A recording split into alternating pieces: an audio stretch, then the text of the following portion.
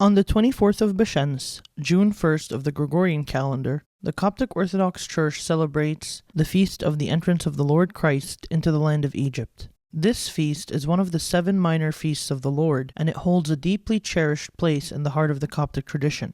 In the diaspora, we often refer to it as Global Coptic Day, marked by Egyptian festivals and vibrant celebrations across Coptic communities worldwide. Meanwhile, in Egypt, regional celebrations mark this day at various pilgrimage sites where, according to tradition, the Holy Family once stayed. But where did these traditions come from, and what spiritual and historical significance do they carry? Join us as we trace the footsteps of the Holy Family and uncover the historical and spiritual roots of their journey into Egypt.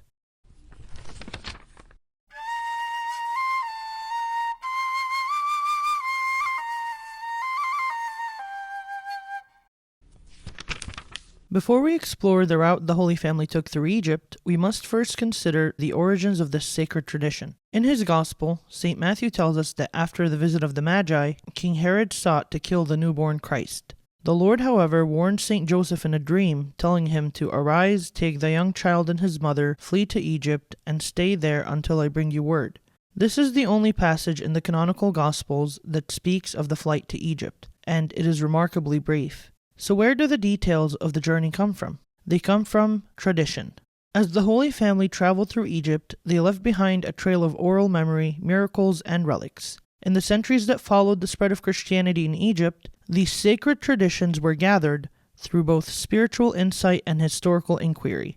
The now established trail of the Holy Family's journey is primarily based on 3 homilies concerning the flight of the Holy Family in Egypt: the vision of Pope Theophlius, the homily of Bishop Kyriakus of Al-Bahnasa, and the homily of Bishop Zacharias of Sakha.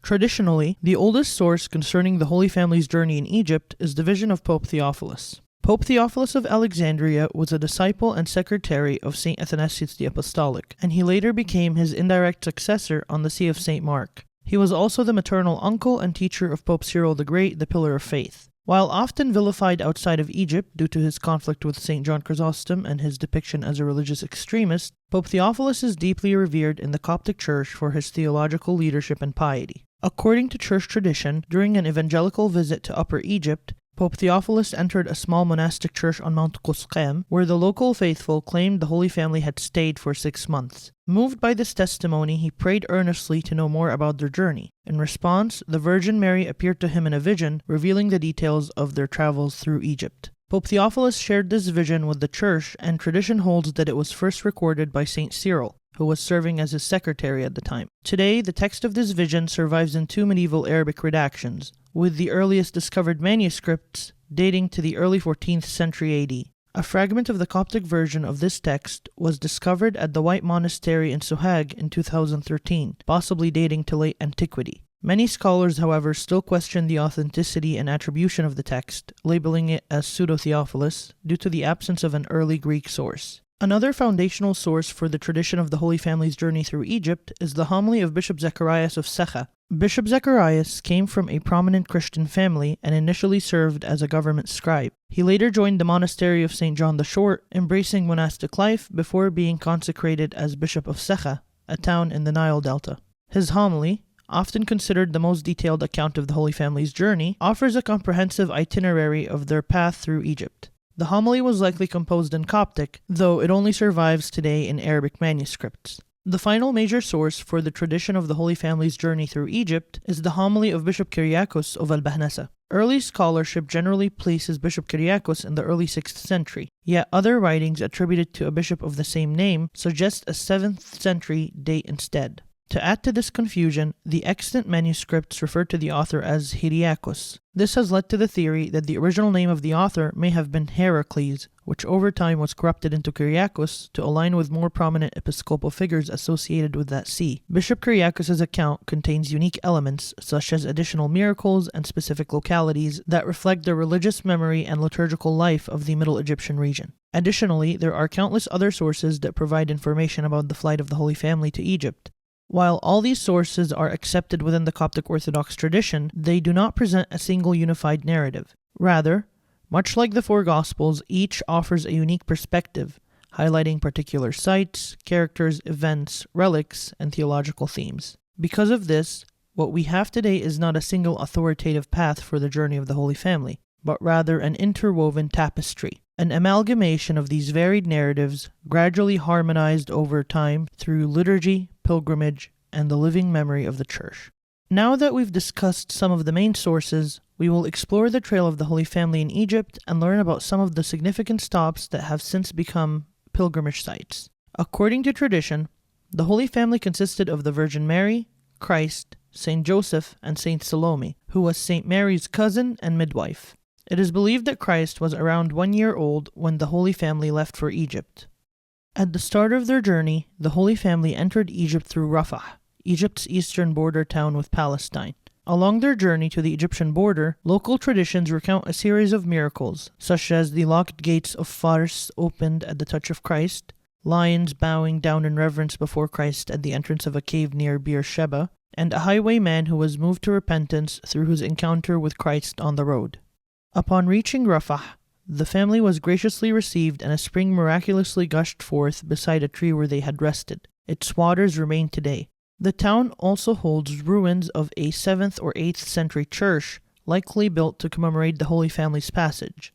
In modern times, a new church was constructed to continue the veneration of the Holy Family at this site. From Rafah, the Holy Family likely passed through the towns of Sheikh Zuwayda, Al-Arish, and Gara. Each of these towns contains ruins of ancient churches and pilgrimage sites from late antiquity. However, the specific traditions regarding the Holy Family's path through these locations have been lost to time. The final stop of their passage through Sinai was Al-Farama. Once a major border city between Sinai and the Nile Delta, it was strategically located along the Pelusiac branch of the Nile and served as a key hub for trade between Egypt and the Mediterranean. Tradition holds that the Holy Family dwelt for several days in a cave here before continuing their journey. A church was later constructed on the site, which became a renowned pilgrimage destination by the 9th century.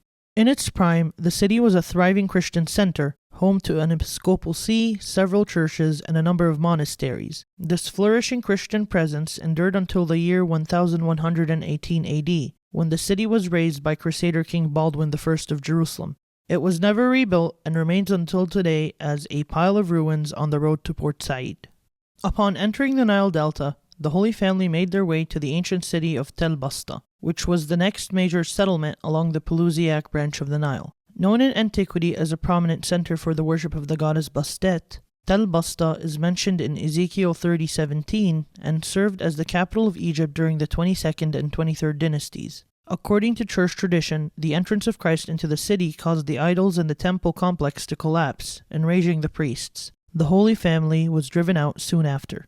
The next stop was the city of Minyatsard. Tradition holds that there the Virgin Mary used a well to bathe the Christ child and washed his clothes. An early church was built to commemorate the sacred event, but was destroyed during the early Middle Ages. It was later reconstructed in 1185 AD, and a church still stands on the same site today, dedicated to the Virgin Mary and known as Al-Muhamma, meaning the Church of the Bath. Next, the Holy Family traveled northeast to the city of Bilbeis, located in the region of Goshen mentioned in Genesis 45:10. Tradition holds that Bilbeis was the first Egyptian city to welcome the Holy Family warmly. They did not remain within the city proper, but stayed under a tree on its outskirts, later known as the Tree of Mary. It is said that Christ raised the only son of a widow here, and the young man's proclamation of his divinity caused many to worship him. Fearing recognition, the family departed in haste. Several churches were built in the area, and Bilbeis remained an episcopal see until the 13th century. Sadly, none of the ancient churches survive today. Only one modern church stands. The Tree of Mary was also cut down in the 1800s, and a mosque was erected on its site. However, the locals preserved its memory by placing a memorial stump inside the mosque.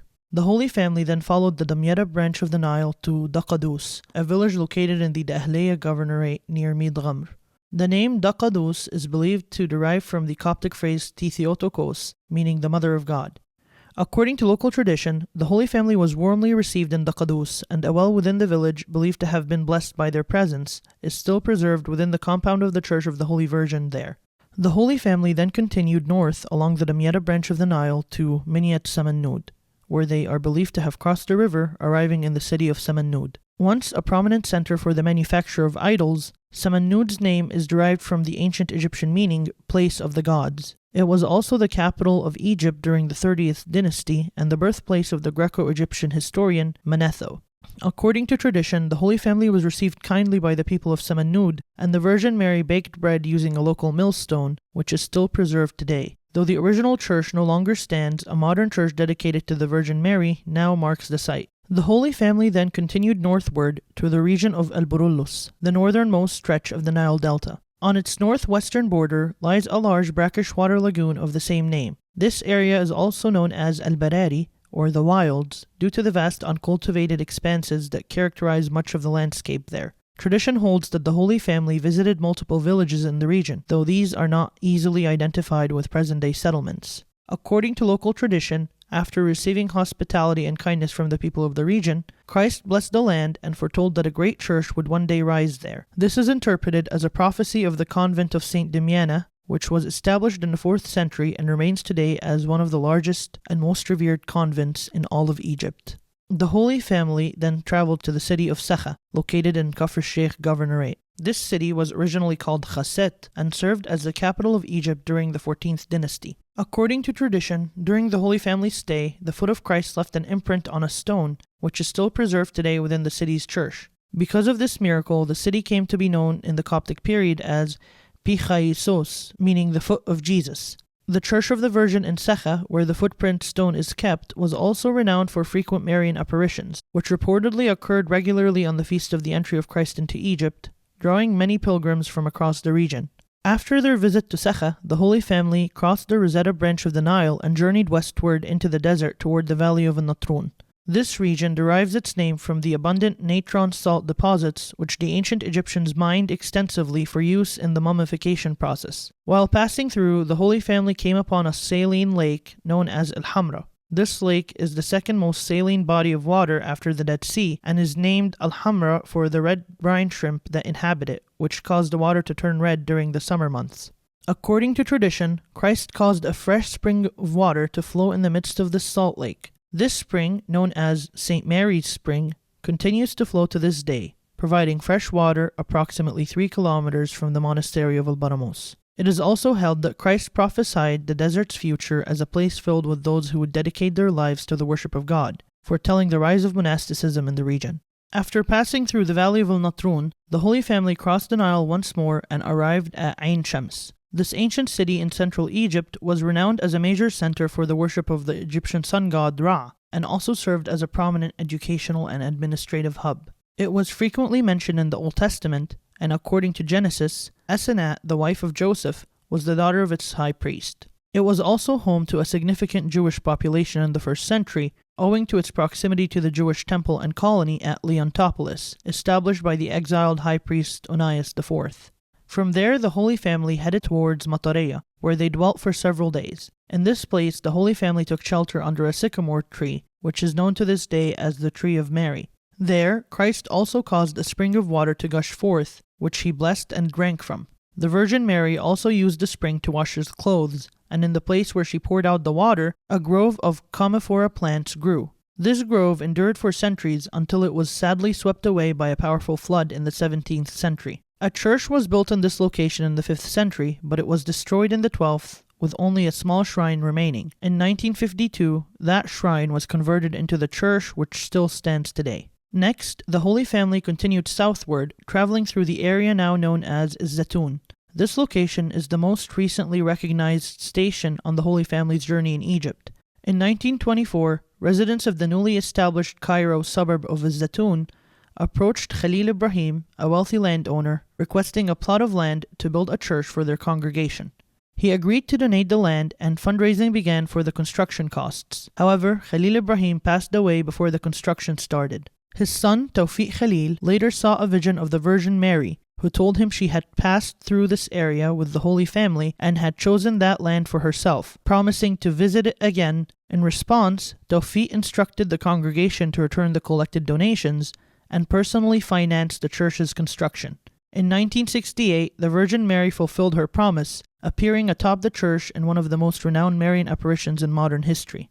The Holy Family also passed through several of the neighborhoods of Old Cairo during their journey, such as Harid Zuwaila, Harat al-Rum, and El-Azbawiyya, where churches and shrines have been established in their honor. The next major station was the town of Babylon, a small settlement once located at the mouth of the Pharaoh's Canal. It was later fortified during the reign of Emperor Trajan. In the 1st century, Babylon was home to a significant Jewish community. According to tradition, the Holy Family stayed there for several days in a small cave, which was later transformed into a crypt-like chapel beneath the 4th century church of St. Sergius and Bacchus. After leaving Babylon, the Holy Family continued south to the area now known as El-Maadi. This site marks the first point south of Cairo where the Nile flows free of islands, making it an ideal location for crossing the river. References to the Holy Family crossing the Nile at this point appear in the writings of the 11th century chronicler Mahub ibn al-Mufarrij, and the site has been venerated since the Middle Ages. The current church on the site dates to the 18th century. A remarkable event associated with this location occurred in 1976, when a large open Bible was seen floating on the Nile.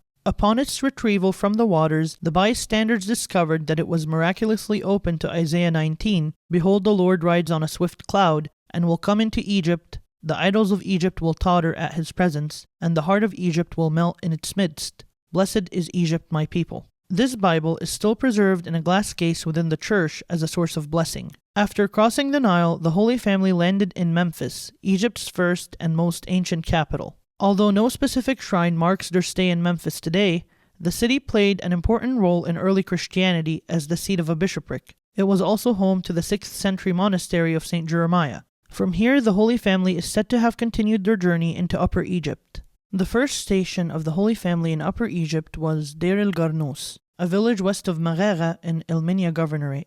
The Holy Family was warmly welcomed by the villagers and stayed in a house there for 4 days, which gave the village its Coptic name. In the 3rd century, a church was built over the relics of this house, but was later destroyed during the Great Persecution. In the 7th century, the location of the original church was revealed in a vision to Bishop Kyriakus of Al-Bahnasa, and he oversaw its reconstruction. In most recent times, a new church was miraculously established following a vision granted to Father Yohanna Shueli, in which the Virgin Mary revealed both the exact site to build the new church and a hidden cache of buried bricks to be used for the construction, once again affirming the site's sanctity and divine favor. Next, the Holy Family traveled to Al-Bahnasa, a prominent city located on the western end of the Nile Valley. The city's ancient Coptic and Greek names, Pimje and Oxyrhynchus, referred to a local species of elephant fish which lived in the canals near the city and which were revered as a symbol of blessing. According to tradition, when the Holy Family arrived in the city, Jesus, being weary and thirsty, cried out for water, and a dry well miraculously filled to quench his thirst. Upon arriving, the Holy Family was greeted by a shepherd who had been informed of their arrival in a dream. He offered them 3 walking sticks for the Virgin Mary, Joseph, and Salome, but Christ planted them in the ground, and they miraculously grew into 3 large trees. Another account holds that the town's idols collapsed before the divine child, causing the pagan priests to flee. By the 5th century, Al-Bahnasa had become a major center for Christian monasticism, with over 30,000 monks and nuns and over 300 churches. Following the Islamic conquest, the city gradually declined as its canal system fell into disrepair. Today, only one church remains, the Church of St. George, built in 1923. After leaving Al-Bahnasa, the Holy Family traveled eastward to the village of Bardonat al-Ashraf, then continued south through Qulosna until they reached the town of Sammanoud. From there, they crossed the Nile to the eastern bank, arriving at the site now known as Jabal al-Tir.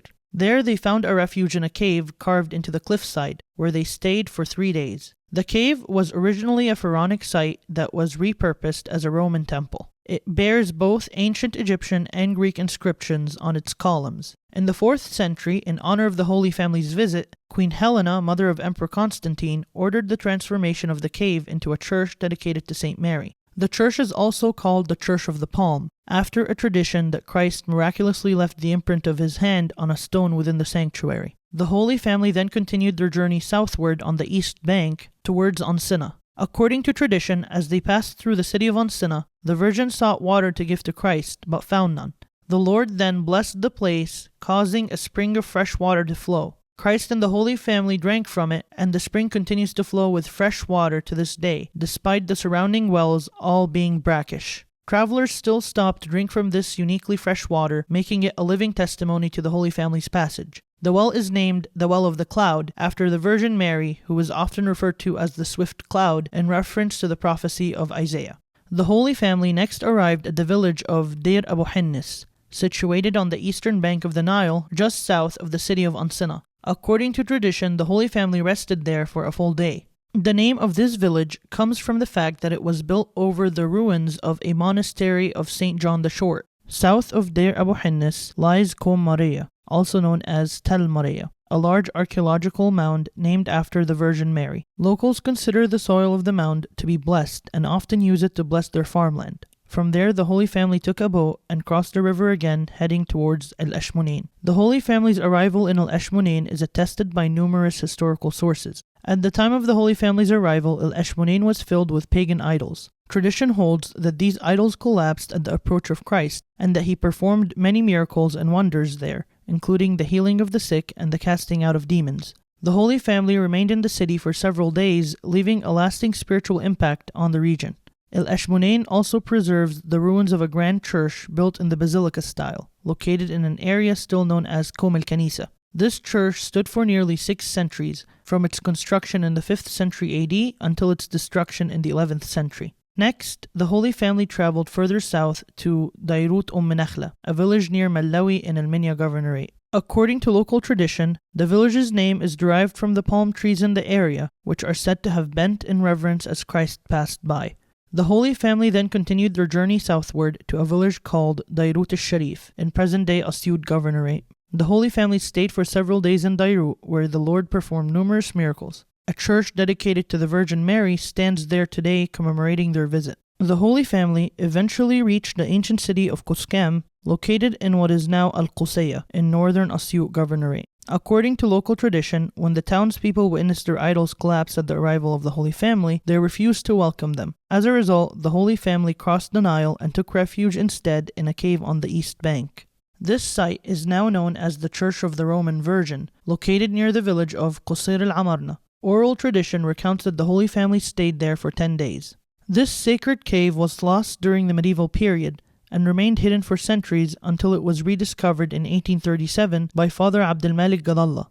After enduring the hardships of their long journey, the Holy Family crossed the river back to the west bank and arrived in the village of Mir. The villagers welcomed them warmly, and in return the Lord Jesus blessed them. From that moment, the land of Mir became known for its extraordinary fertility and abundant agricultural produce. The village's exceptional richness in crops became proverbial in local tradition, giving rise to the saying, "The unfortunate man stays poor even if he sows in Mir." From Mir, the Holy Family journeyed further west until they reached Mount Qusqam. There, after the weariness of their long travels, they found rest and remained for approximately 6 months and 10 days, the longest period they stayed in one place during their journey in Egypt. Today, this sacred site is home to the monastery of the Holy Virgin Mary, colloquially called Deir al-Muharraq. The altar of the ancient church within the monastery is believed to have been consecrated by the Lord himself, and the sanctuary is traditionally held to be the very cave where the Holy Family lived during their stay. The foundation of the monastery is traditionally attributed to St. Pachomius, the father of communal monasticism around the mid-4th century AD.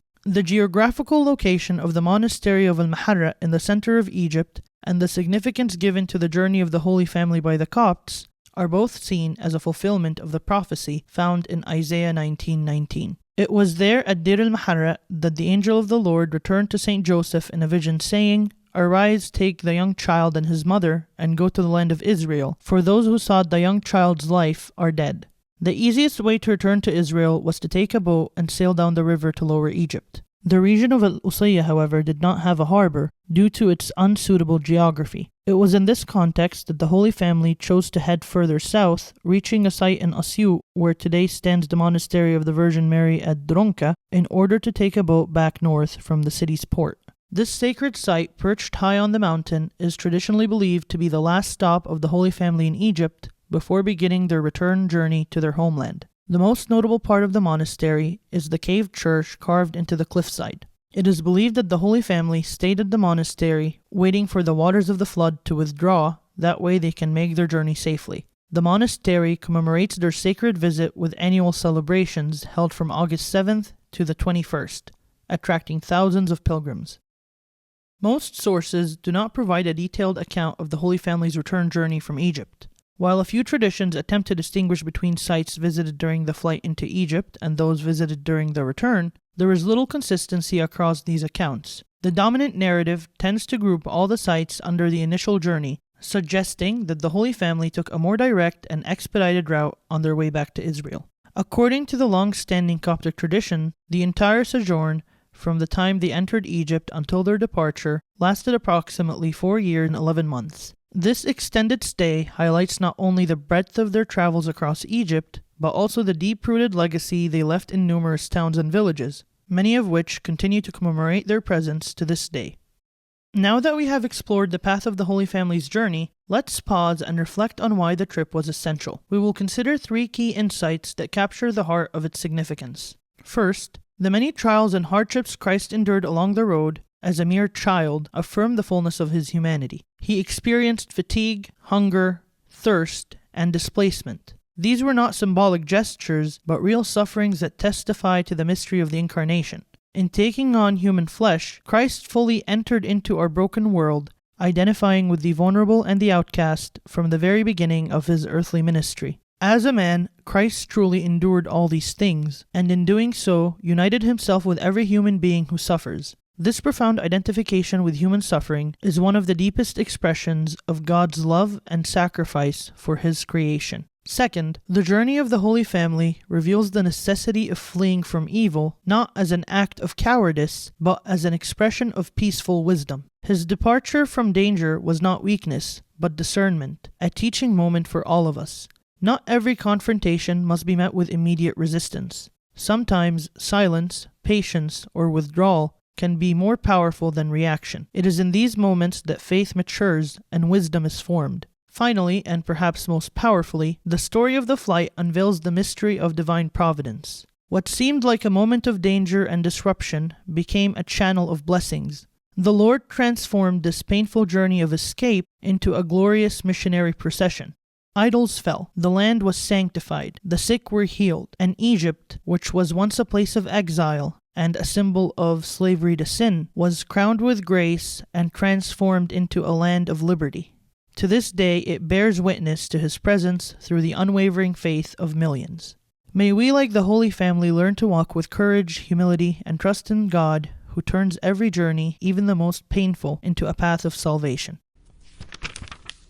If you've made it this far, thank you sincerely for watching. If you enjoyed the video, and I hope you did, please consider giving it a like and subscribing to the channel for more Orthodox content like this. If you have any thoughts, corrections, questions, or suggestions, feel free to leave them in the comment section below, and I will honestly do my best to respond to every single one. Until next time, Ogay Chinep Choice.